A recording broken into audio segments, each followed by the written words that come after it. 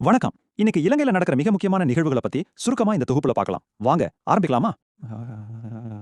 பொருளாதாரம், வானிலை நிலவரம், உள்கட்டமைப்பு மற்றும் சில சுவாரஸ்யமான கிரிக்கெட் அப்டேட்ஸ் இதா இன்னைக்கு நாம பார்க்க போற விஷயங்கள். முதல்ல பொருளாதாரம். இன்னும் சில வாரங்கள்ல IMF கிட்ட இருந்து $700 மில்லியன் நிதியுதவி இலங்கைக்கு வரப்போகுது. செம நியூஸ் இல்ல? பெரிய பாதிப்புகளுக்கு மத்தியிலும் இலங்கை காட்டிய அப்பாரமான பொருளாதார மீட்சிய IMF ரொம்பவே பாராட்டியிருக்காங்க. இதுக்கு முக்கிய காரணம் என்ன தெரியுமா? 5% பொருளாதார வளர்ச்சியும் தொடர்ந்து குறைஞ்சிட்டு வர்ற கடன் விகிதமும் தான். இந்த வளர்ச்சி சுற்றுலாவிலையும் நல்லா தெரியுது. இந்த வருஷம் மட்டும் சுமார் 9,22,000 சுற்றுலா பயணிகள் வந்திருக்காங்க.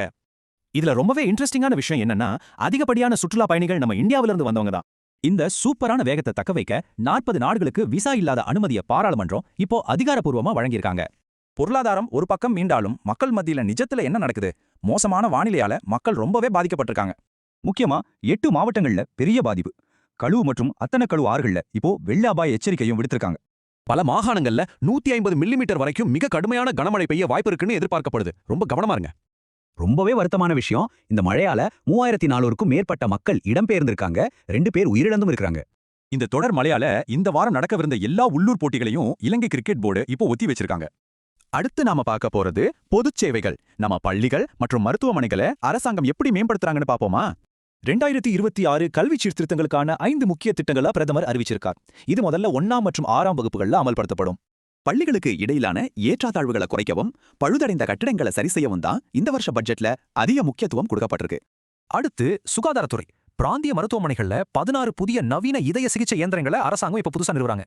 இதற்காக செய்யப்படும் 3103 மில்லியன் ரூபாய் முதலீடு கண்டிப்பா உள்ளூர் அளவிலான இதய சிகிச்சைகளை பெரிய அளவில் மேம்படுத்தும்.